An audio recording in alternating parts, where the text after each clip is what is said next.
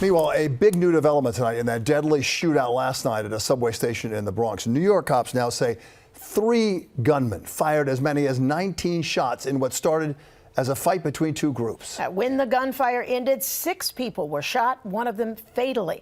The NYPD released these images of 2 men captured by security cameras at the Mount Eden station. And tonight, an MTA station agent who witnessed the chaos talking exclusively to Eyewitness News reporter N.J. Burkett. NYPD officers are walking the platforms at the Mount Eden station that were littered with shell casings the night before. Police officials released these surveillance images of 2 young men wanted for questioning as the investigation intensifies tonight. The gunfire triggered pandemonium on board a number 4 train at 4:30 yesterday afternoon. 2 groups of young people fighting one another before one of them fires shots.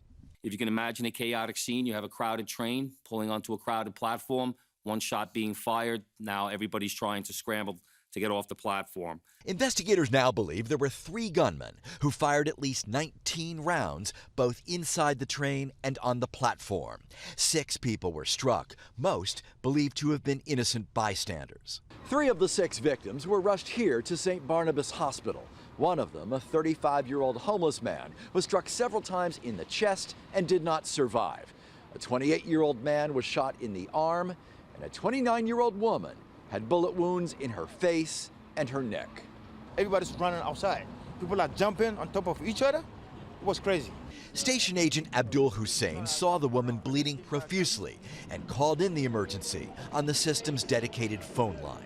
She got shot with the blood coming from the face, from the neck, and she tried to get help from me.